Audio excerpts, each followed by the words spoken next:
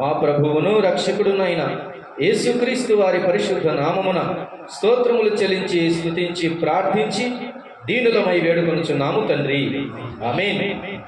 ప్రభునందు ప్రియులారా, ఈరోజు ఒక ప్రత్యేకమైన పాఠ భాగం ఏమనగా గాడిదను గురించిన సంగతులు అనేక ప్రసంగాలు మనం విన్నాం.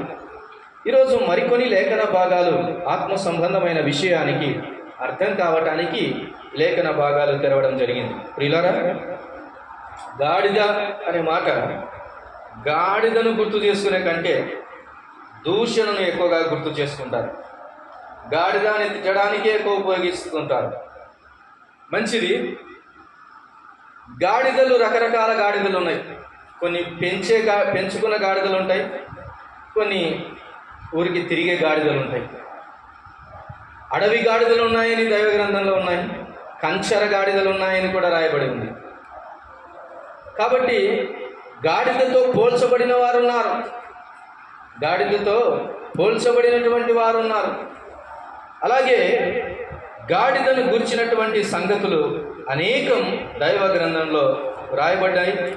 వాటిని గురించి ఒక్కొక్కటి ఆత్మ సంబంధమైన మేలుల కొరకై మనము వాటిని ధ్యానం చేయబోతున్నాం ఈ మధ్యాహ్న కాల సమయంలో. రండి, ఇది వరకు చదువుకున్న లేఖన భాగం నిర్గమాకాండం 13వ అధ్యాయము 13వ వచన భాగంలో మనము ఆ మాటలు మరొకసారి చదువుకుందాం. చూడండి. ప్రతి గాడిద తొలిపిలను వెలయించి విడిపించి దానికి మారుగా గొర్రెపిల్లను ప్రతిష్ఠింపవలెను. అట్లు దాన్ని విడిపించని ఎడల దాని మెడను విరగదీయవలెను. నీ కుమారులలో తొలిచూలు అయిన ప్రతి మగవానిని వెలయించి విడిపింపవలెను. ప్రియమైన దేవుని వారలారా, గాడిద అన్నటువంటిది మన జీవితాలలో కనబడుతుంది. గాడిదను గూర్చిన సంగతులు అనేకము దైవ గ్రంథంలో రాయబడ్డాయి. గాడిదను గూర్చిన పోలిక మరి ఏ జంతువును పోల్చడం లేదు, కానీ గాడిదను గూర్చిన పోలిక మనుషులనే పోల్చారు దైవ గ్రంథంలో. ఒకసారి ఆదికాండం 49వ అధ్యాయంలో చూడండి, ఒక వ్యక్తిని ఇలాగూ పోల్చడం జరిగింది. యాకోబు కుమారులు అనేక మంది ఉన్నారు, అందులో ఒక కుమారుని గురించి ఇలాగూ పోల్చడం జరిగింది. చూడండి, యాకోబు కుమారులను గురించి 49వ అధ్యాయము ఆదికాండం 49వ అధ్యాయము 14వ వచ్చిన భాగాన్ని చూస్తే మనకు ఒక మాట అర్థమవుతుంది. ఇస్సాకారు 14వ వచనంలో ఇస్సాకారు రెండు దొడ్ల మధ్యను పండుకొని ఉన్న బలమైన గార్ధబము. చాలు. ఎట్లాంటి గార్ధబము అంట? బలమైన గార్ధబము అనే మాట ఇస్సాకారుని గురించి పోల్చడం జరిగింది. కనుక మనం కూడా గాడిద పోలికలో, లేకపోతే మన జీవితాల్లో గాడిదను పోల్చుకోవడంలో అంత తప్పేం లేదు. చాలా పాఠాలు కూడా నేర్చుకోవచ్చు. గాడిదను గురించి తెలియకుండా మరి గాడిద అనిపించుకునేటువంటి స్థితికి దిగజారక మునిపే గాడిదను గురించి తెలుసుకొని మరి శ్రేష్టముగా బ్రతకడం ఎంతైనా మేలుకరమని దేవుని గ్రంథం సెలవిస్తుంది. చూడండి, మొదటి భాగం గొర్రె పిల్ల ద్వారా విడిపించబడిన గాడిద. గాడిద దేని ద్వారా విడిపించబడింది అని నిర్గమాకాండం 13వ అధ్యాయము 13వ వచనంలో చదువుకున్నాము. ప్రతి గాడిద తొలిపిల్లను వెలయించి విడిపించి దానికి మారుగా దేన్ని అర్పించాలంట? దానికి మారుగా గొర్రె పిల్లను ప్రతిష్ఠింపవలెను అని చూస్తూ ఉన్నాం. రీప్లేస్మెంట్. గాడిదకు రీప్లేస్మెంట్గా ఏది ఉంది ఇక్కడ? గొర్రె పిల్ల కనబడుతుంది. ప్రియులారా, మన జీవితాలలో కూడా మనకు మారుగా లోక పాపమును మోసుకొని పోవచ్చున్న దేవుని గొర్రెపిల్లగా యేసుక్రీస్తు వారు ఈ లోకానికి వచ్చాడు అనేది మనం అర్థం చేసుకోవాలి. మనము రక్షింపబడ్డాము అన్నదానికి గల కారణం మన ప్రభు అయిన యేసుక్రీస్తు వారు అర్పించబడటమే అనేది మనం గుర్తుపెట్టుకోవాలి. కనుక దానికి మారుగా గొర్రెపిల్ల ప్రతిష్ఠింపబడకపోతే అట్లు దానిని విడిపించని ఎడల ఏం జరుగుతుందంట? చూడండి, దాని మెడను విరగదీయవలెను అని చూస్తూ ఉన్నాం. ఎలాగూ గాడిదైతే విడిపించబడలేదో, విడిపించబడకపోతే దాని మెడను ఏం చేయాలని రాయబడింది? విరగదీయవలెను అని చూస్తుంది. మనం కూడా మన జీవితాలలో రక్షింపబడకపోతే, విడుదల మన జీవితాల్లో జరగకపోయింటే మనం కూడా నిత్య పాతాళానికి వెళ్ళేటటువంటి వారమండి. భయంకరమైన నాశన అగ్ని గుండానికి వెళ్ళిపోయే వారమండి. కానీ యేసు ప్రభువారు మన నిమిత్తమై ఆయన మారుగా అబ్రహాము ఇస్సాకు కొండ ఎక్కి వెళ్తున్నారు. అబ్రహామును దేవుడు అడిగాడు, నీ కుమారుడైన ఇస్సాకును నాకు అర్పించు అని. ఆ రీతిగా ఇస్సాకును తీసుకొని వెళ్తున్న అబ్రహామునకు తన కుమారుడైన ఇస్సాకు ద్వారా ఎదురైన ప్రశ్న ఏమిటంటే, తండ్రి, బలి ఇవ్వడానికి చేతిలో ఖడ్గం ఉంది, కాల్చడానికి కట్టెలున్నాయి, నిప్పు ఉంది, కానీ అసలు గొర్రెపిల్ల ఎక్కడుంది నాయన అని అడుగుతాడు. అసలు గొర్రెపిల్ల ఎక్కడుంది డాడీ అని అడుగుతాడు. అడిగితే తండ్రి తన హృదయంలో వేదన కలిగి కుమారునికి సమాధానము చెప్పలేక ఒక మాట అన్నాడు, దేవుడే చూచుకొనును అన్నాడు. యెహోవా ఈరే అని చెప్పాడు. ఆ గొర్రెపిల్ల ఎది నాన్న అన్నప్పుడు దేవుడే చూసుకుంటాడు నాన్న అన్నాడు. అన్నట్లుగానే ఇస్సాకుకు మారుగా ఇస్సాకును కట్ల చేత బంధించి ఖడ్గమెత్తి వధించబడేటప్పుడు అబ్రహామునకు పరలోకం నుంచి ఒక స్వరం వినబడింది, అబ్రహామా అబ్రహామా, ఆ కుమారుని ఏమీ చేయకుము ఆ పిల్లవాడిని అని చెప్పి. ఇస్సాకుకు మారుగా ఒక గొర్రెపిల్ల, అది పొట్టేలు అని రాయబడింది. మారుగా సమాధానముగా ఆ గొర్రెపిల్ల అప్పుడు దొరికిందని చూస్తూ, అదే గొర్రెపిల్లను చూపిస్తూ, నిజమైన గొర్రెపిల్లను చూపిస్తూ, యేసుక్రీస్తు వారిని చూపిస్తూ యోహాను తన శిష్యులతో ఇలా అంటున్నాడు, బాప్తిసమిచ్చు యోహాను, ఇదిగో లోక పాపమును మోసుకొని పోవుచున్న దేవుని గొర్రెపిల్ల అని అంటూ. ఈరోజు ప్రపంచమంతా దేవుని గొర్రెపిల్ల వైపు చూడాల్సిన సమయం. దేవుని గొర్రెపిల్ల వైపు ఎవరైతే చూస్తారో వారందరూ కూడా విడిపించబడతారు, నిత్య పాతాళము నుంచి విడిపించబడతారు, నిత్యాగ్ని గుండములో నుంచి విడిపించబడతారు, పాపము నుంచి విడిపించబడతారు అనేది దేవుని వాక్యం సెలవిస్తూ ఉంది. విడిపించబడని వారికి ఎలాగూ మరి మెడ విరగదీయవలెనో దానిని గాడిదనని అన్నట్లుగా దేవుడు కూడా ఒకనాడు ప్రతిదండన చేయటానికి భూలోకం మీదకి దేవుడు రాబోతున్నాడు అనేది సకల జనులు తెలుసుకోవాల్సిన మాట. ఇదే మనము ప్రకటించవలసిన సువార్త అనేది కూడా మనం గుర్తుపెట్టుకోవాలి. దైవ గ్రంథంలో చూడండి, పేతురు రాసిన మొదటి పత్రికలో లేఖనము ఇలాగూ సెలవిస్తూ ఉన్నది.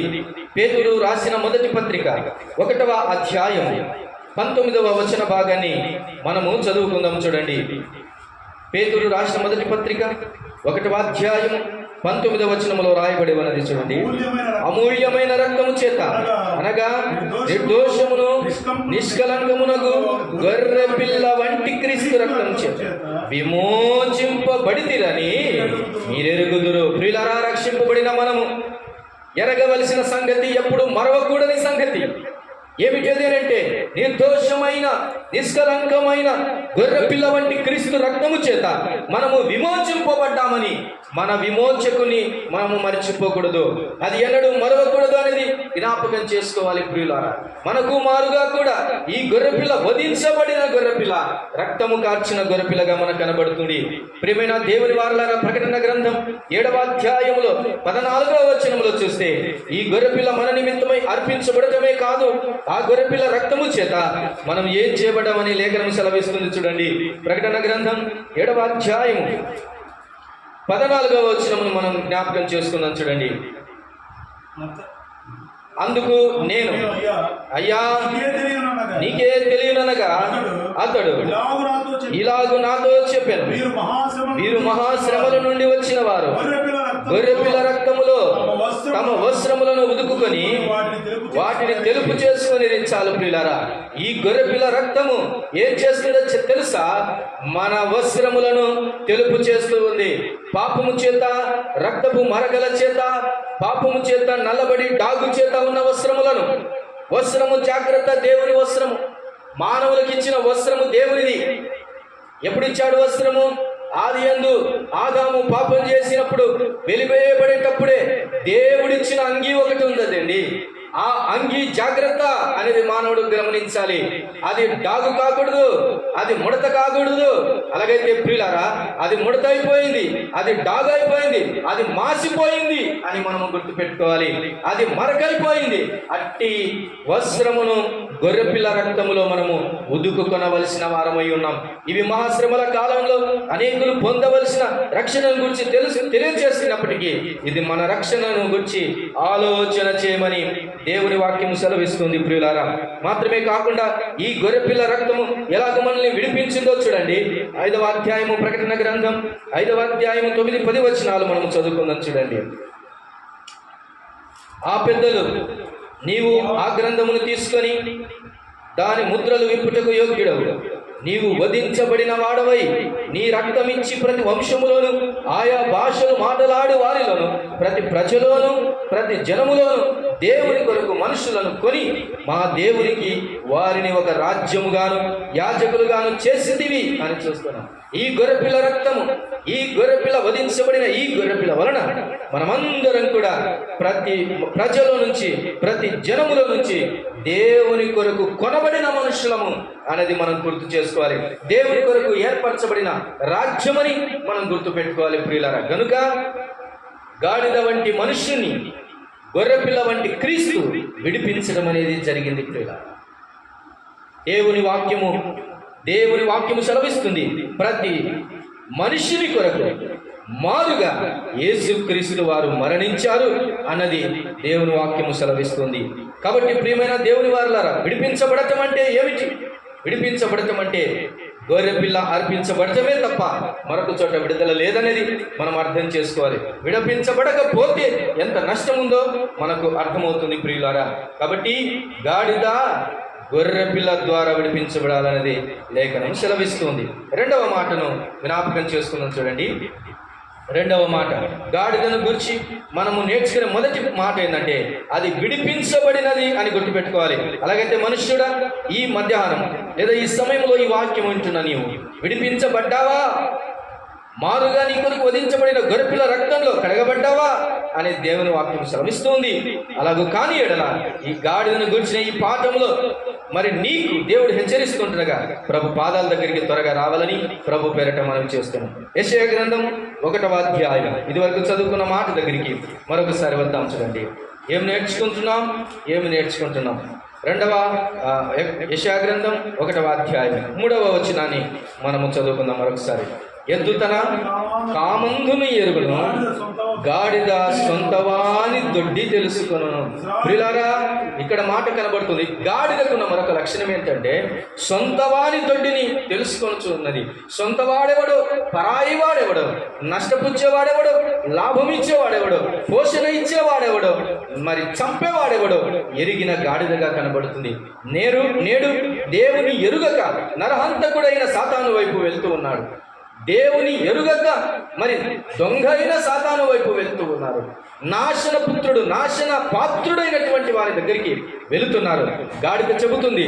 గాడిద తన లక్షణాన్ని గురించి మరి దేవుని వాక్యము సెలవిస్తూ ఉంటుండగా అది తన సొంత వాని దొడ్డి నెరుగును అంటుంది. వేరే వానికి దగ్గరికి వెళ్ళదండి, అది సొంత వాణిని ఎరిగినది. అయితే ప్రియులారా, దేవుని వాక్యంలో దేవుడు అంటున్నాడు, నా జనులకు తెలివి లేదు, నా జనులు యోచింపరు అని అంటున్నారు. అట్టి జనమును గురించి దేవుని వాక్యము దేవుడు ఇలాగ కోపముతో ఇలా అంటున్నాడు, పాపిష్టి జనమా, దోషభరితమైన ప్రజలారా, దుష్ట సంతానమా, చెరుపు చేయు పిల్లలారా, మీకు శ్రమ అని అంటున్నాడు. నిజ దేవుణ్ణి ఎరుగకపోతే, సృష్టికర్త అయినను దేవుని ఎరగకపోతే, సొంత యజమాని అయిన దేవుని మనము ఎరుగకపోతే ప్రియులారా ఎంతో నష్టం ఉంది. గాడిద తెలుపుతూ ఉన్నది, అది సొంత వాణిని దొడ్డిని ఎరుగును అని మనం చూస్తున్నాం ప్రియులారా. ఇర్మియా గ్రంథం 3వ అధ్యాయం. గాడిదైతే తన సొంత వాణి, సొంత యజమానిని ఎరుగుతూ ఉంటే మరి మన యజమాని ఎవరు? దేవుని వాక్యం ఇలాగ సెలవిస్తుంది. చూడండి, 3వ అధ్యాయం ఇర్మియా గ్రంథం 3వ అధ్యాయం 14వ వచన భాగాన్ని మనం చదువుకుందాం. చూడండి, ఇర్మియా గ్రంథం 3వ అధ్యాయం 14వ వచన భాగం. భ్రష్టులకు పిల్లలారా తిరిగి రండి, నేను మీ యజమానుడను. ఇదే యెహోవా వాక్కు. ఎంత స్టేట్మెంట్ అండి! నేను మీ యజమానుడను అంటున్నాడు దేవుడు. నీ యజమానుడను నేను, నిన్ను ఏలవలసింది నేను, నిన్ను పోషించవలసింది నేను, నిన్ను చూసుకోవలసింది నేను, నీ రెస్పాన్సిబిలిటీ నాది, నీ యజమానుడను నేనే అని దేవుడు భీకరంగా తెలియజేస్తూ ఉన్నాడు. దేవుడు ఒక మాట సెలవిచ్చాడనంటే ఎవరెవరు వింటారో తెలుసా? ఆకాశం వింటుంది, భూమి వింటుంది, ప్రతి సృష్టి వింటుంది, చీకటి వింటుంది, వెలుగు వింటుంది. ప్రియులారా, దేవుడు కలుగ చేసిన ప్రతిదీ కూడా దేవుని మాట వింటుంది ప్రియులారా. కానీ అన్నింటికి వినబడింది నేను యజమానుడను అన్న సంగతి, నేను యజమానుడను అని దేవుడు తెలియజేసిన సంగతి అన్నీ విన్నాయి. కానీ వినబడక ఉంటుంది నేడు మానవునికి మాత్రమే. మానవుని హృదయం కఠినమైపోయింది, మానవుని చెవులు ఎంత మాత్రము తెరవబడలేదు, అవి మూయబడ్డాయి. ప్రియులారా, దేవుడు మరొకసారి తెలియజేస్తున్నాడు, నేను మీ యజమానుడను అని అంటున్నాడు. మరి ఆ యజమానుని దొడ్డిని తెలుసుకోకపోతే తెలుసుకున్న గాడిద కంటే కూడా నువ్వు వ్యర్థమే కదా. గాడిదనే ఎరిగి తన సొంత వాని దగ్గరికి వస్తుంటే అది రాత్రి అయినా పట్టపగలైన అర్ధరాత్రి అయినా కూడా దారి తప్పకుండా సొంత వాని దొడ్డి దగ్గరికే వస్తుంది. కానీ నీవు మాత్రం ఎన్ని కాలాలైనా, ఎన్ని మాటలు చెబుతున్నా, ఎంత వాక్యం వినిపిస్తున్నా కానీ దేవుని యజమానుడైన యేసు క్రీస్తు దగ్గరికి మాత్రం రాలేకపోతున్నావంటే కారణమేంటి? ఎంత అంధుడవు, ఎంత అంధుడవు. దేవుని వాక్యం అంటుంది, ఆయన సెలవిస్తున్నాడు, నేనే మీ యజమానుడు. కొలస్సీలకు రాసిన పత్రిక 4వ అధ్యాయం. మరి ఇంతకు ఆ యజమానుని దొడ్డి ఏంటి, లేదా ఆ యజమానుడు ఉండే ఆ ఇంటి స్థానం ఏంటి నీకు తెలుసా? గాడిద తెలుస్తుంది ఆ దొడ్డి ఏమిటో. అక్కడికి వెళ్ళింది, అక్కడ తనకు పోషణ ఉంది, అక్కడ ఆదరణ ఉంది, అక్కడ నిలవవలసింది. కానీ నీకు తెలియడం లేదు. ఈ మధ్యాహ్నం దేవుడు తెలియచేస్తున్నాడు. కొలస్సీలకు రాసిన పత్రిక 4వ అధ్యాయం దేవుని వాక్యం ఇలాగ మాట్లాడుచు ఉన్నది. జాగ్రత్తగా ఆలోచన చేయండి. 1వ వచనాన్ని మనము జ్ఞాపకం చేసుకున్నాం. యజమానులారా, పరలోకములో మీకును యజమానుడున్నాడని ఎదిగి న్యాయమైనదియు ధర్మానుసారమైనదియు మీ దాసుల ఎడల చేయుడి. ఒక మాట మధ్యలో కనబడుతుంది, పరలోకములో మీకు యజమానుడు అనే మాట కనబడుతుంది. ఎక్కడున్నాడు యజమానుడు? పరలోకములో ఉన్న యజమానుడు అనే అర్థమవుతుంది. మన యజమానుని మనం గుర్తుపట్టాలి, మన యజమానుని స్థానం మనం గుర్తుపట్టాలి, మన యజమానుని దగ్గరికి మనం వెళ్ళాలి. ప్రియులారా, గాడిద సొంత వారి దొడ్డిని ఎరిగినట్లుగానే మనము మన యజమానుని యొక్క నివాసపురమును మనము ఎరగకపోతే ఎంత దౌర్భాగ్యమో అర్థం చేసుకోవాలి. కాబట్టి గాడిద యొద్ద నుంచి మనము నేర్చుకుంటున్న 2వ పాఠం ఏంటంటే, అది తెలుసుకునేది, అది ఎరిగేది తన సొంత వాణిని. మరి ఈ వాక్యం వింటుండగా మరి నీవు తెలుసుకుంటున్నావా? దేవుని స్థానానికి వస్తున్నావా పరిగెత్తి? దేవుని మందిరానికి వస్తున్నావా పరిగెత్తి? దేవుని సన్నిధానమును కోరుకొనుచున్నావా అనేది జ్ఞాపకం చేసుకోవాలి ప్రియులారా. ఒకటి, విడిపించబడిన గాడిదగా కనబడుతుంది. 2వది, తన యజమానుని దొడ్డిని ఎరిగిన గాడిదగా కనబడుతుంది. 3వ మాటను చూద్దాం. చూడండి, గాడిదను గురించిన ప్రయోజనాలు ఏమిటి అనేది మనము జ్ఞాపకం చేసుకుందాం. ఆదికాండం 24వ అధ్యాయం, ఆదికాండం 24వ అధ్యాయం 35వ వచనాన్ని మనము చదువుకుందాం. ఇంతకు గాడిద ఇంట్లో ఉంటే మరి అంత నష్టమా లాభమా, లేకపోతే ఆ గాడిద వలన ఆ యజమానునికి ఏం కలుగుతుంది అనేది మనము జ్ఞాపకం చేసుకుని ఉంచండి. 24వ అధ్యాయం 35వ వచన భాగాన్ని చదువుతున్నాం. ఆదికాండం 24వ అధ్యాయం 35వ వచనాన్ని చదువు.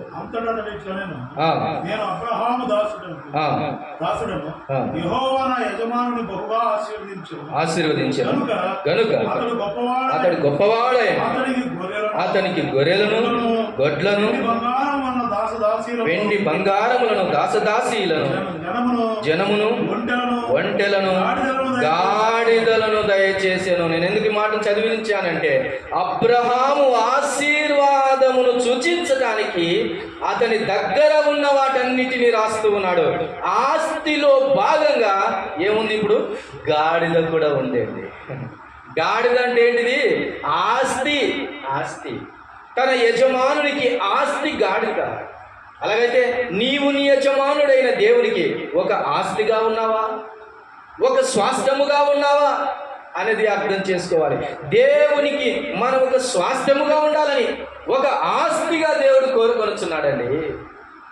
అందుకనే మోషే ఇలాగ ప్రార్థన చేస్తున్నాడు. చూడండి, నిర్గమాకాండం 34వ అధ్యాయం, నిర్గమాకాండం 34వ అధ్యాయం 9వ వచన భాగాన్ని మనము చదువుకుందాం. చూడండి, 9వ వచన భాగాన్ని, 34వ అధ్యాయం నిర్గమాకాండం 9వ వచన భాగాన్ని. ప్రభువా, నా మీద నీకు కటాక్షము కలిగిన ఎడల నా మనవి ఆలకించుము. దయచేసి నా ప్రభువు మా మధ్యను ఉండి మాతో కూడా రావలెను. వీరు లోబడనొల్లని ప్రజలు మా దోషమును పాపమును క్షమించి మమ్మును నీ స్వాస్థ్యముగా చేసుకొనుమనెను. ఈ మోసే యొక్క ప్రార్థన కనబడుతున్నదండి. దేవా, మమ్ముల్ని నీ స్వాస్థ్యముగా చేసుకోమంటున్నాడు. ఎప్పుడు ఆయన స్వాస్థ్యంగా చేయబడతాం మనము? అక్కడనే రాయబడి ఉన్నది. ఎప్పుడు చేయబడతాం? మా దోషమును మా పాపమును క్షమించి. దేవుని వలన రక్షణ పొందినవాడు, తన పాపములకు ప్రాయశ్చిత్తము నొందినవాడు ధన్యుడు అన్నట్టుగా, ప్రాయశ్చిత్తము నొందినవాడు, రక్షణ పొందినవాడు, క్షమాపణ పొందినవాడు, రక్షింపబడిన ప్రతి బిడ్డ దేవునికి ఏమవుతున్నాడు? స్వాస్థ్యం. దేవునికి ఏమవుతున్నాడు? స్వాస్థ్యం. ఆస్తి. ఆస్తి. ఈరోజు ఈ మాటలు వింటుండగా నీవు దేవునికి ఆస్తియా? నీవు దేవునికి స్వాస్థ్యమేనా అనేది గుర్తుపెట్టుకోవాలి. కీర్తనల గ్రంథం 94వ అధ్యాయం, కీర్తనల గ్రంథం 94వ అధ్యాయం 14వ వచ్చిన భాగాన్ని మనం చదువుకుందాం. చూడండి, 94:14. యెహోవా తన ప్రజలను ఎడబాయువాడు కాడు, తన స్వాస్థ్యమును విడనాడు వాడు కాడు. అబ్రహామునకు ఎలాగూ తన ఆస్తిలో, ఆశీర్వదించబడిన ఆస్తిలో భాగంగా గాడిద ఉందో, అలాగే నీవు దేవుడు సంపాదించిన జనములలో స్వాస్థ్యముగా ఉండాలని కోరుకోవచ్చు. కీర్తనకారుడు అంటున్నాడు, జ్ఞాపకం చేసుకుంటున్నాడు, ఆయన తన స్వాస్థ్యమును ఏం చేయడంట? విడనాడు వాడు కాడు అని చూస్తూ ఉన్నాడు. దేవుని స్వాస్థ్యముగా కావాలన్నది దేవుడు కోరుకొనుచున్నాడు. మాత్రమే కాకుండా గాడిద కలిగిన వానికి ప్రయోజనములు మనం చూస్తుండగా అది తన యజమానునికి ఆస్తిగా కనబడుతుంది. మాత్రమే కాదు, అది తన యజమానునికి వాహనంగా కూడా పనిచేస్తుంది. చూడండి, ఆదికాండం 42వ అధ్యాయం 26వ వచనంలో మనం చూసినట్లయితే గాడిదను దేనికి ఉపయోగించుకుంటున్నారండి? అప్పుడు అనేక దూరాలు, చాలా దూరాలు ప్రయాణాలు చేయాలంటే సేఫ్టీగా అనేక వాహనాలు ఉండేవి. అవి జంతువులే. ఒంటెలు కొన్నిసార్లు, గాడిదలు కొన్నిసార్లు కనబడుతూ ఉన్నాయి దేవుని గ్రంథంలో. ఆదికాండం 42వ అధ్యాయం 26వ వచనంలో మనం చూసినట్లయితే, వారు తాము కొనిన ధాన్యమును తమ గాడిదల మీద ఎక్కించుకొని అక్కడి నుండి వెళ్ళిపోయిరి. ప్రియులారా, గాడిద దేనికి ఉపయోగపడుతుందో తెలుసా? వారు తీసుకున్న ధాన్యమునంతటిని దేని మీద మోస్తున్నారు? గాడిదల మీద మోస్తూ ఉన్నారు. వారు సంపాదించుకున్న ఆ ధాన్యమును, బరువును ఏది మోస్తుంది? గాడిద మోస్తుంది. దేవుని సన్నిధిలో, దేవుని సంఘములో, దేవుని చెంతకు వచ్చిన తర్వాత దేవుని భారమును మోయవలసిన వాడవై ఉన్నావు. దేవుని యొక్క బరువును మోయవలసినటువంటి వాడవై ఉన్నావు. చూడండి, పౌలును గురించి ఒక మాట ఇలాగ రాయబడి ఉంది దైవ గ్రంథంలో, అపోస్తల కార్యముల గ్రంథం. మనము దేవుని నామమును భరించవలసిన వారమై ఉన్నాం. ఆ భారాన్ని మన మీద వేసుకోవలసిన వారమై ఉన్నాం. అపోస్తల కార్యముల గ్రంథం 9వ అధ్యాయం 15వ వచన భాగాన్ని మనము చదువుకుందాం. చూడండి, 15వ వచన భాగం, అపోస్తల కార్యముల గ్రంథం 9వ వచనం. ఇక్కడను 9:14 ఇక్కడను నీ నామమును బట్టి ప్రార్థన చేయ వారందరిని బంధించుటకు అతడు ప్రధాన యాజకుల వలన అధికారము పొంది ఉన్నాడని ఉత్తరమిచ్చెను. అందుకు ప్రభు, వెళ్ళుము, అన్యజనుల ఎదుటను రాజుల ఎదుటను ఇశ్రాయేలు ఎదుటను నా నామమును భరించుటకు ఇతడు నేను ఏర్పరచుకొనిన సాధనమై ఉన్నాడు. ఏమై ఉన్నాడంట? సాధనమై ఉన్నాడు. ఎందుకోసం సాధనము? భరించుటకు సాధనం. ఎలాగో తమ యజమానులు గాడిద మీద తమ ధాన్యమును వేసి తమ భారమును వేసి వారు ఎలాగూ వాహనంగా ఉపయోగించుకుంటున్నారు, అలాగూ దేవుని సంఘములో భారము భరించవలసిన వారమై ఉన్నాం. గాడిద వలె భారం భరించాలి. దేవుని యొక్క పనిని మీదేసుకోవాలండి ప్రియులారా. మార్కు సువార్త 11వ అధ్యాయంలో మనకు తెలుసు, ఈ గాడిద ప్రభువునే మోసినట్లు మనం చూస్తూ ఉన్నాం ప్రియులారా. మార్కు సువార్త 11వ అధ్యాయం 7వ వచన భాగాన్ని మనం చదువుకున్నట్లయితే ఎవరిని మోసింది? 7వ వచనం 11వ అధ్యాయం 7వ వచనం. వారా గాడిద పిల్లను యేసునొద్దకు తోడుకొని వచ్చి తమ బట్టలు దాని మీద వేయగా ఆయన దాని మీద కూర్చుండెను. ఎంత భాగ్యం అండి, ఎంత భాగ్యం! నా నామమును భరించాలి, నా నామమును మోయవలసిన పౌలును గూర్చి దేవుడు అలాగూ సెలవిస్తూ ఉంటుండగా యేసు ప్రభు వారిని తన భుజాల మీద, తన వీపు మీద మోసిన గాడిదగా కనబడు. అది ఎందు మనం మొదటి వాక్య భాగం మొదటి పాయింట్ చదువుకొని వచ్చినప్పుడు ఒక మాట చెప్తాం. గాడిదను విడిపించడానికి ఎవరండి? గొర్రెపిల్లను చూసి, గొర్రెపిల్లగా పిలువబడిన యేసుక్రీస్తు ఇప్పుడు గాడిద మీద వెళ్తూ ఉన్నాడు. ఎంత భాగ్యం! అలాగనే మనం నేర్చుకోవాల్సిన పాఠం ఏంటంటే, మనం గొర్రెపిల్ల ద్వారా విడిపించబడ్డాం, అలాగనే గొర్రెపిల్లను మనము మోయవలసిన వారు. దేవుని మనం మోయాలి ప్రియులారా. ఆయన వాక్యమును మోయాలి, ఆయన నామమును మోయాలి, ఆయనను మోయాలి అనే మాట మనకు అర్థమవుతుంది. ఎన్నో మోస్తున్నావు లోకంలో, నీ కొరకు, నీ కడుపు కొరకు, నీ ఇంటి కొరకు ఎన్నో మోస్తున్నావు, ఎన్నో భారాలు మోస్తున్నావు. దేవుని కొరకు ఏం మోస్తున్నావు అని దేవుడు ప్రశ్నిస్తున్నాడు ప్రియులారా. దేవుని కొరకు ఏం మోస్తున్నావు అనేది మనము జ్ఞాపకం చేసుకోవాలి. దాటి వెళ్దాం చూడండి. మరి ఇన్ని గాడిద కలిగిన వానికి అది ఆస్తి, గాడిద కలిగిన వానికి అది వాహనము, భారము భరించేదని చూస్తున్నాం. అందుకనే ఒక మాట చదువుకొని పాయింట్ నుంచి ముందుకు వెళ్దాం. యెషయా గ్రంథం 32వ అధ్యాయము. అందుకని లేఖనం ఇలా ఏమంటుందో చూడండి. ఇంతకు గాడిద కలిగినటువంటి వానికి ఎన్ని ప్రయోజనాలు! అది ఆస్తి, అది వాహనము మాత్రమే కాదు. యెషయా గ్రంథం 32వ అధ్యాయము 20వ వచనాన్ని చదువుకుందాం చూడండి. 20వ వచన భాగాన్ని 32వ అధ్యాయం యెషయా సమస్త జలముల యొద్దను విత్తనములు చల్లుచు ఎద్దులను గాడిదలను తిరగనిచ్చు మీరు ధన్యులు. గాడిద కలిగిన వాళ్ళు ఎవరంటండి? ధన్యులు. ధన్యులు. ఏం పెంచుకుంటున్నామంటే గాడిద పెంచుకుంటున్నామంటే ధన్యులు, ధన్యులు. ఇంట్లో గాడిద కంటే పనికి మారిన కుమారుడు ఉండడం కంటే గాడిద మేలేమో, అంతే కదా? గాడిద కంటే పనికి మారిన కుమారుడు ఉండడం కంటే గాడిద మేలేమో అనేది మనం అర్థం చేసుకోవాలి ప్రియులారా. కాబట్టి గాడిదను గురించిన ఆత్మ సంబంధమైన పాఠాలు మనం నేర్చుకుంటుండగా మనము గాడిదల వంటి వారమై ఉన్నప్పుడు గొర్రెపిల్ల చేత విడిపించబడ్డామనేది గుర్తుపెట్టుకోవాలి. మనము గాడిదల వంటి వారమైతే మన యజమానుని దొడ్డిని ఎరిగే వారిగా ఉండాలి.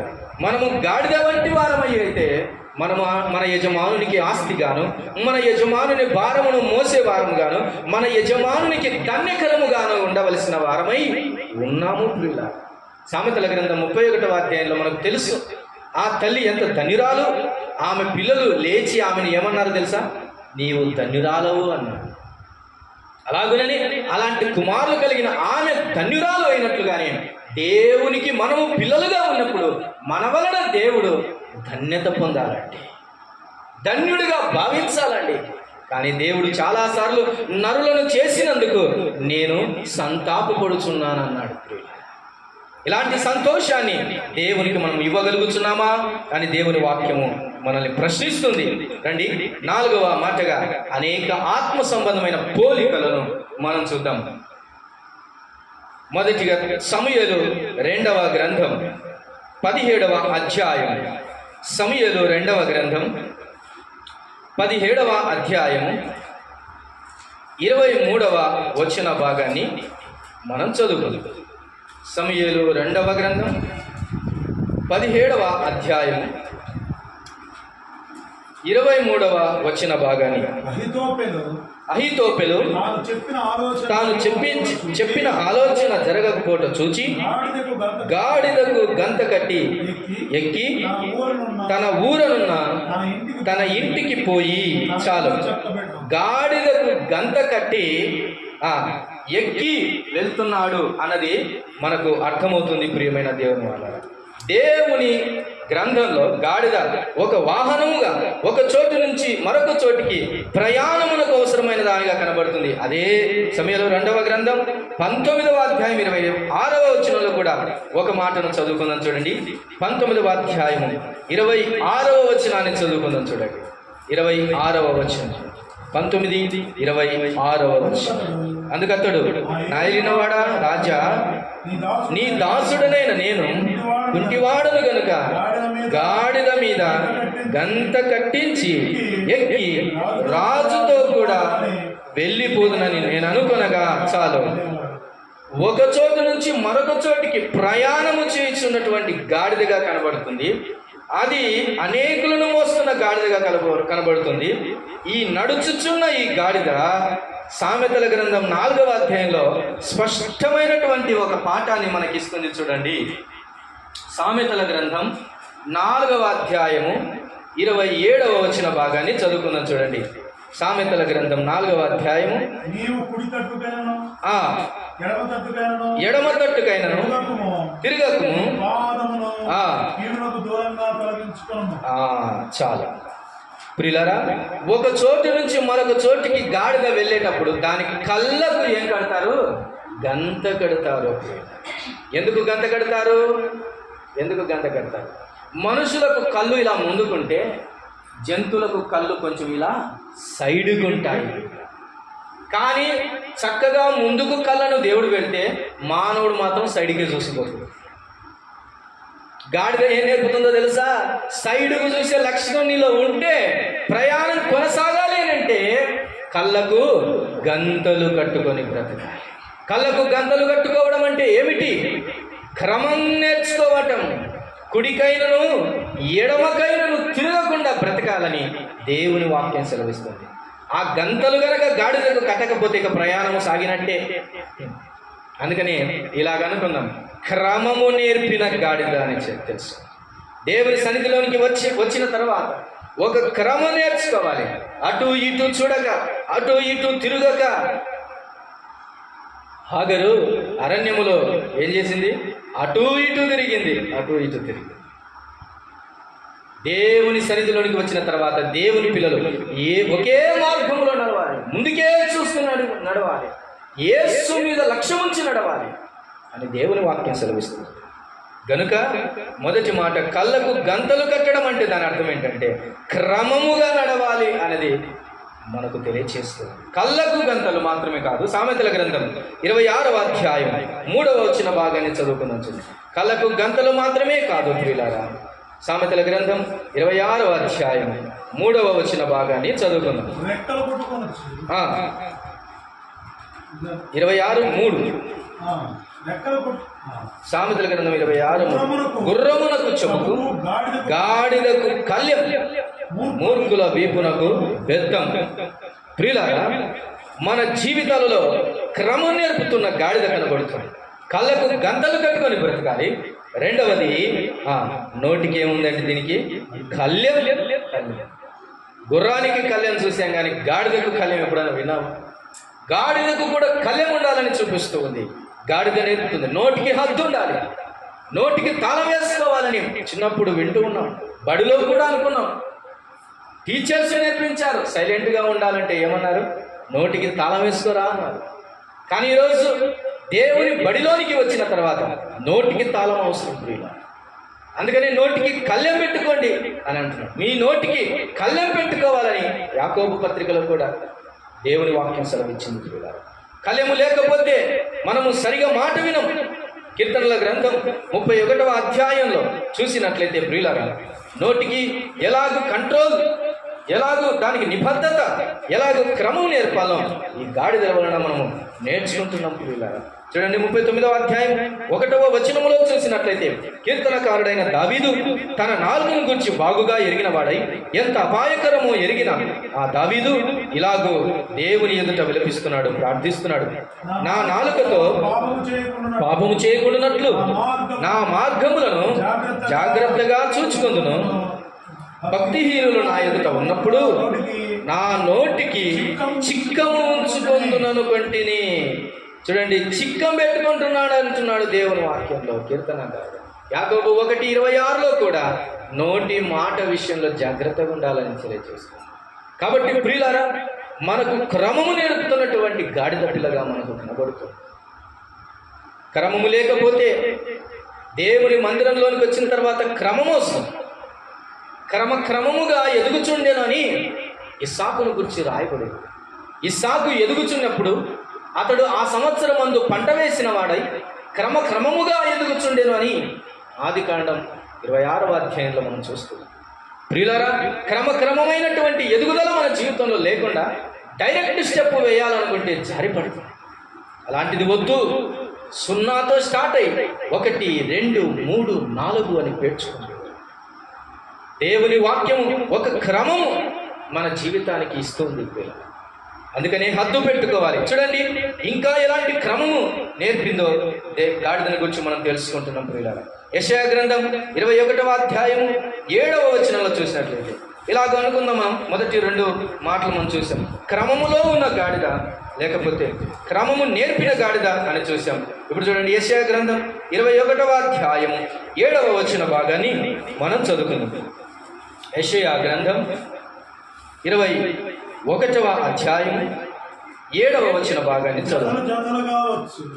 జతలు కావచ్చు, రౌతులను వరుసలుగా వచ్చు, గాడిదలను వరుసగా వచ్చు, ఒంటెలను అతనికి కనబడగా. చాలు ప్రియులారా, ఒక దేవోక్తి యెషయా వద్దకు వచ్చినప్పుడు, మరి వచ్చుచున్న ఆపదను, ఒక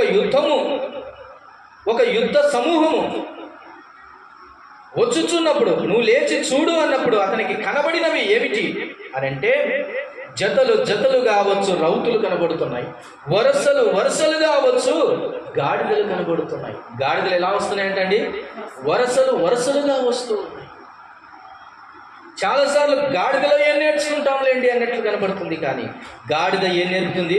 వరుస నేర్పుతుంది. ఇప్పుడు వరుసలుగా వచ్చుచున్నది. యుద్ధములో ఇది ఎక్కడండి?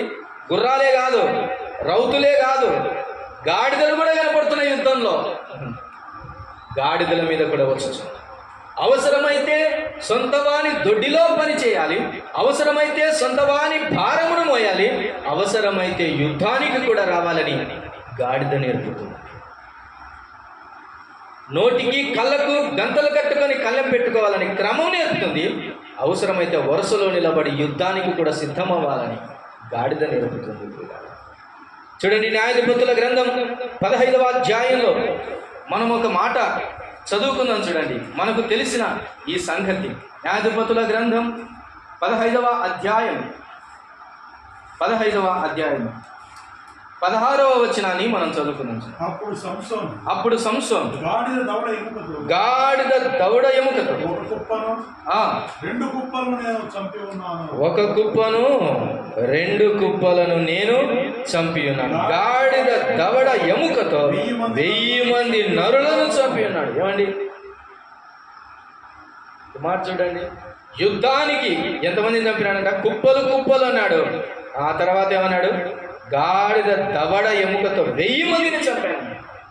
గాడిద బ్రతికుంటే యుద్ధంలోనే కాదు, చస్తే యుద్ధాయుధంగా కూడా మారింది గాడిద అనేది మనకు అర్థమవుతుంది. ఈ రోజుల్లో మనము బ్రతికినంత వరకే బ్రతుకని కాదు, మనం చచ్చినా కూడా పనికి రావాలి. దేవుని దృష్టిలో దేవుని పిల్లలుగా నీతిమంతుల యొక్క మరణం దేవుని దృష్టికి ఎంత విలువ కలదో అని చూస్తూ ఉన్నాం. గాడిద దవడ ఎప్పుడు దొరుకుతుందండి? చచ్చినప్పుడే కదా. అది చచ్చిన తర్వాత దాని దవడ ఎముకతో సంసోను 1000 మందిని చంపినట్లు. బ్రతికుంటే దేవుని కొరకే బ్రతకాలి, చచ్చినా దేవుని కొరకే అన్నమాట. యుద్ధంలో వరుసలుగా కనబడిన ఆ గాడిద యుద్ధంలో ఒకవేళ చచ్చితే కూడా ఆ గాడిద ఎముక కూడా యుద్ధానికే ప్రయోజనకరంగా వస్తుంది. ఎంత వీరత్వం దీనిలో కనబడుతుంది ప్రియులారా. చూడండి, యుద్ధములో గాడిద కనబడుతుంది. ఇంకో మాట నేను తెలియజేస్తున్నాను, అద్భుతములో కూడా గాడిద కనబడుతుంది. రాజుల మొదటి గ్రంథం 13వ అధ్యాయం. ఎంత అద్భుతము గాడిద జీవితంలో జరిగిందో తెలుసా? రాజుల మొదటి గ్రంథం 13వ అధ్యాయం 28వ వచన భాగాన్ని చదవండి. 28వ వచన భాగాన్ని చదువుకుందాం. చూడండి, రాజుల మొదటి గ్రంథం 13వ అధ్యాయము 28వ వచనం. అతడు పోయి అతని శవము మార్గమందు పడి ఉండుటయు గాడిదయు సింహమును శవము దగ్గర నిలిచి ఉండుటయు సింహము గాడిదను చీల్చివేయక శవమును తినక ఉండుటయు చూచి. వీళ్ళారా, గాడిద మీద వచ్చాడు ఒక ప్రవక్త. సెలవిచ్చినట్లుగానే సెలవు ప్రకారం కానీ, యెహోవా సెలవు ప్రకారం కానీ ఒక సింహము వచ్చి అతన్ని చీల్చి చంపింది. ఇప్పుడు ఆ సింహం అక్కడ నిలబడింది. గాడిద మీద వచ్చిన అతడు చచ్చిపోయాడు. ఇప్పుడు ఎవరెవరు ఉన్నారు? గాడిద ఉంది, సింహం ఉంది. కానీ సింహము ఆ గాడిదను ఏం చేయలేదని రాబడిందండి? చీల్చివేయక అట్లా నిలిచిపోయింది. గాడిదను చూస్తే ఇది కూడా రేపటికి అడ్వాన్స్గా బుక్ చేసుకున్నట్టుందిరా, దీన్ని కూడా తీసుకోకపోతే పనికి వస్తుంది అని అనుకోవచ్చు కదా. కానీ గాడిద దగ్గర నిలబడిన ఆ సింహం గాడిదను ముట్టలేదండి. ఎంత అద్భుతము గాడిద జీవితంలో జరిగింది. అలాగే ప్రియులారా, సింహపు బోనులో పడిన దానియేలుకు కూడా ఈ అద్భుతమే కదా జరిగింది. సింహాలు ముట్టాయా? ఏమాత్రం ముట్టలేదు. నరవాసన కొడుతుంది, తినాలని అనిపించవచ్చు దానికి. ఆయన నోటిని ముయించిన దేవుడు. అద్భుతములో నిలిచిన గాడిద కనబడుతుంది. ఎంత అద్భుతము తన జీవితంలో జరిగింది చూడండి ప్రియమైన దేవుని వారి. కాబట్టి ఆ గాడిద ఎంతో అద్భుతమైనటువంటి ఆ సన్నివేశంలో నిలబడినట్లుగా మనకు అర్థమవుతుంది ప్రియమైన దేవుని వారి. కాబట్టి ఈరోజు దేవుని వాక్యం సెలవిస్తూ ఉంది. దేవుని వాక్యం సెలవిస్తుంది, గాడిదల వలె మనం ఉన్నా కానీ అంత ప్రయోజనకరంగా ఉండాలని దేవుని వాక్యం సెలవిస్తుంది. చూడండి, జకర్యా గ్రంథం 9వ అధ్యాయం 9వ వచన భాగంలో మనం ఒక మాట చదువుకున్నాం. చూడండి, జకర్యా గ్రంథం 9వ అధ్యాయం 9వ వచన భాగంలో ఒక మాట చదువుకున్నాం. ఒక మాట, సియోను నివాసులారా బహుగా సంతోషించు, యెరూషలేము నివాసులారా రక్షణ గల గాడిద పిల్లను ఇలాగ చెప్పుకుందామా? ఇది ప్రభువును గూర్చిన ప్రవచనమే, కానీ ఆ ప్రవచనంలో కూడా ఏం కనబడుతుంది? గాడిద కనబడుతుంది. ప్రభువుతో ఉంటే ప్రవచనంలో కూడా నువ్వు ఉంటావు. ఏమండి, నేను మాట ఇలా అంటాను, దేవుడు మరియకు పుడతానని ప్రవచనం చెప్పాడా? చెప్పలేదు. ఎవరికి పుడతానని ప్రవచనం చెప్పాడు? కన్యకకు పుడతాడని ప్రవచనం చెప్పాడు. ఆ ప్రవచనం ఎవరి వశమైంది? మరియ వశం. అలాగే నీతిపరుడైన నీ రాజు ఎవరి మీద వస్తానంటున్నాడు? గాడిద మీద వస్తానంటున్నాడు. వచ్చాడా? వచ్చాడు. కానీ ఏ గాడిద మీద వస్తాననేది ఆ గాడిద ఆ రోజు ప్రభువును మోయటం వలన ఆ ప్రవచనాన్ని తన జీవితంలో నెరవేర్చుతుంది. ఈరోజు ఏం నేర్పుతుందో తెలుసా? దేవుని వాక్యమును, దేవుని ప్రవచన వాక్యమును, దేవుని యొక్క ఆశీర్వచనములను నీ వశము చేసుకొని నేర్పుతుంది. ప్రవచనములో నిలవబడిన గాడిద మనకు కనబడుతుంది. నేను ఇలాగ చెప్తాను, బిలామును గురించి మనకందరికీ తెలుసు కదా. బిలాము బయలుదేరాడు. ఎందుకు బయలుదేరాడు? ఇశ్రాయేలును శపించడానికి బయలుదేరాడు. మధ్యలో ఎవరు ఎదురుపడ్డారు? దేవుని దూత. గంతకు ఆ గాడిదకు కళ్ళకు గంతలు కట్టి గాడిద మీద ఎక్కి బిలాము తన ప్రయాణం ప్రారంభించాడు. మార్గంలో వస్తూ ఉన్నప్పుడు ఆ గాడిదకు ఎవరు కనబడ్డారు తెలుసా? దూత కనబడ్డాడు. దేవుని దూత కనబడ్డాడు. కనబడినప్పుడు అది దారి మళ్ళింది. దారి మలుతావా అని బిలాం ఏం చేశాడు? దాన్ని కొట్టాడు. మరలా అది ఒక చోటుకి వెళ్ళినప్పుడు అటు ఇటు రెండు దిక్కులుగా కంచెలు వేసినటువంటి ద్రాక్ష తోటలు ఉంటాయి. ఆ రెండిటి బండ సందులలో ఇరుక్కుపోయే సందు ఒకటి కనబడింది. అందులో ప్రవేశించి అక్కడ కూడా దేవుని దూత ప్రత్యక్షమైంది. ఇక ఏం చేయలేక కూలబడింది. మరలా కొడుతూ ఉన్నాడు గాడిదని. ఎవరు? బిలాము. అప్పుడు గాడిద నోరు తెరిచింది. ఇలాగ ఆలోచన చేద్దామా? గాడిద జీవితంలో మహా గొప్ప అద్భుతం. ఎన్నడన్నా తన జీవితంలో నోరు తెరిచిన భాగ్యం ఉందా? నోరు తెరిస్తే తినడానికి తప్ప, నోరు తెరిస్తే అరవడానికి తప్ప, మాట్లాడడానికి ఎప్పుడైనా గాడిద తెరిచింది నోరు? ఇదెంత అద్భుతం అండి. తెరిచి ఏమైందో తెలుసా? ఏమనింది గాడిద? ఏమనిందని అంటే, నువ్వు నన్ను ఎందుకు కొడుతున్నావు అని అడిగింది. ఏమండి, గాడిద కనుక దేవుడు నోరిస్తే ఇట్లనే అడుగుతుందండి ఖచ్చితంగా. చాలా బాగా అడిగింది. మీరు తర్వాత ఆ మాటలు చదువుకోండి. ఏమని అడిగింది? నా యజమానుడా, నేను ఎప్పుడైనా నీకు ఇట్లా చేశాను? నాకైతే చాలా బాధ వేసింది నా మాటలు చదువుకోండి. నిజంగా గాడిదకు నోరు ఉంటుంది, అట్లా చెప్పుకుంటుందేమో. ఎందుకు అనవసరంగా నన్ను కొడుతున్నావు? ఎప్పుడైనా నా జీవితంలో నువ్వు నా మీదకి ఎక్కినప్పుడు నేను ఎప్పుడైనా ఇట్లా చేశానా? నేనేమి చేసి తిని ఒక మాట అంటుంది, నేను నీ దానను కదా. ఏమనిందో తెలుస్తుంది? నేను నీ దానను కదా అనేది గాడిద. నేను నీ దానను, నేను ఎప్పుడైనా ఇలాగ చేసి తినా నా యజమానుడా? ఏదో ఒక కారణం లేకపోతే నేను ఎందుకు చేస్తాను ఇలా? ప్రియమైన దేవుని వాళ్ళను, ఇప్పుడైతే నేను ఇలా చేయటానికి కారణం తెలుసుకోవాలని గాడిద ప్రవక్తకే బోధించింది. నేను ఇలా అంటాను, ప్రవచనంలో నిలబడడం మాత్రమే కాదు, గాడిద ప్రవక్తకు కూడా బోధించింది, కళ్ళు తెరిపించింది. దేవుడు అవసరమైతే నీ నోరు తెరుస్తాడు. ప్రవక్తలని విర్రవీగే వారిని కూడా నోరు మోయించడానికి నీ నోరు తెరుస్తాడు దేవుడు. ఎప్పుడు? క్రమంగా బ్రతికినప్పుడు, దేవుని భారాన్ని మోసినప్పుడు, దేవుని వలన రక్షణ పొందినప్పుడు, దేవునికి ప్రయోజనకరంగా నువ్వు మారినప్పుడు, ఆయన ఆస్తిగా స్వాస్థ్యంగా నువ్వు ఉన్నప్పుడు, ఆయన సంఘములో క్రమముగా న్యాయముగా నడుచుకున్నప్పుడు, దేవుని సంఘంలో యుద్ధములో నీవు నిలబడినప్పుడు దేవుడు నీ పక్షాన నిలబడి అవసరమైతే నీ నోరునైనా దేవుడు వాడుకుంటానడానికి ఇదొక నిర్వచనంగా కనబడుతుంది. ప్రవచనంలో నిలవబడినటువంటి మరి గాడిదను చూస్తాం. చివరి మాటను చూద్దాం. చూడండి, గాడిద అందుకనే ఇంత సన్నిహితము యజమానునితో కలిగిన ఈ గాడిదను ఏకంగా దేనితో పోల్చబడిందో తెలుసా? లూకాసు వార్త 14వ అధ్యాయం. లూకాసు వార్త 14వ అధ్యాయం చివరి మాటను చదువుకొని ప్రార్థన చేస్తాం. లూకాసు వార్త 14వ అధ్యాయం 5వ వచన భాగాన్ని మనము చదువుకుందాం. మీలో ఎవని గాడిదైనను ఎద్దైనను గుంటలో పడిన ఎడల విశ్రాంతి దినమున దాని పైకి తీయడా అని వారిని అడిగాను. ప్రియులారా, ఒక మాట ప్రభు అంటున్నాడు ఏంటంటే, గుంటలో పడిన గాడిదను యజమానుడు పైకి లేపుతున్నాడు. ప్రియులారా, ఈ విశ్వాసపు యాత్రలో పడిపోయినప్పుడు నిన్ను లేపేవాడు దేవుడు, కృంగిపోయినప్పుడు నిన్ను లేవనెత్తువాడు దేవుడే. ఈ లోకము ఎలాంటిది? ఇది కుంట లాంటిది, దొంగ ఊబి లాంటిది, భయంకరమైనది.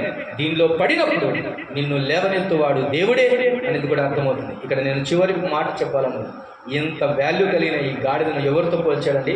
పైన 1 అని సంఖ్య వేసి, ఎవని గాడిద అయినను అనే కాడ 1 సంఖ్య వేసి, కింద రాయబడిన మాట ఏంటండి?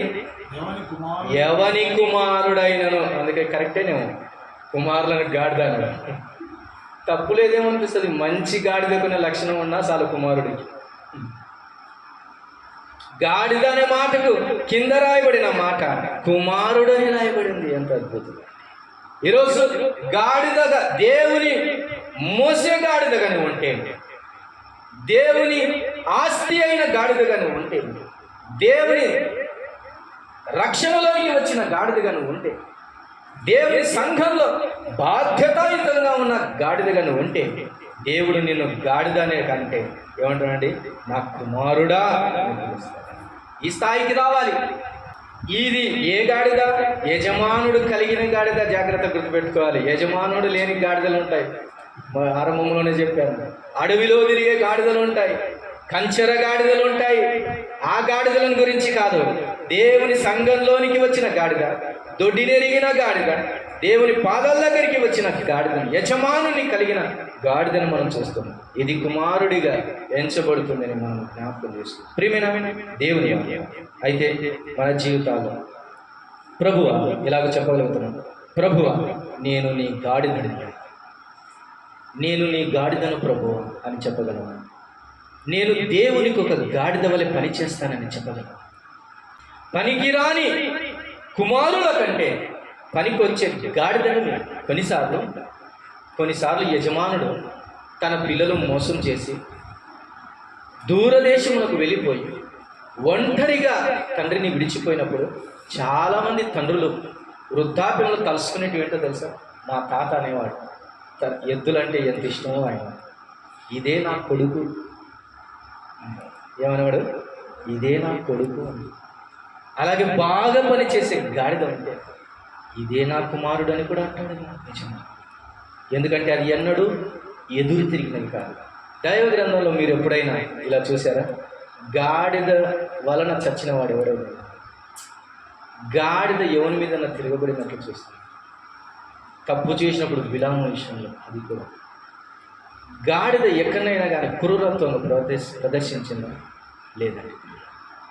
గాడిదను గురించినటువంటి ఈ సంగతులు ఆత్మ సంబంధమైన రీతిగా మనం మలుచుకుంటే దేవుడు ఆ గాడిద కోసం ఎలాగో ఎన్ని చేశారు. ఈరోజు మన జీవితాలు కూడా ప్రభువా క్రమము లేని వాళ్ళే ఉన్నాను, ఇలాగ నేను బ్రతుకుతున్నాను, నన్ను కూడా ఒక మంచి గాడిద పిల్లవని చేయనాయనా అని చెబితే ఎక్కడ నిలిచినా నిన్ను ఎక్కడో కట్టబడిన గాడిద పిల్లను యెరూషలేము దారిలోనికి తెచ్చిన దేవుడు చూస్తుంది. ప్రార్థన.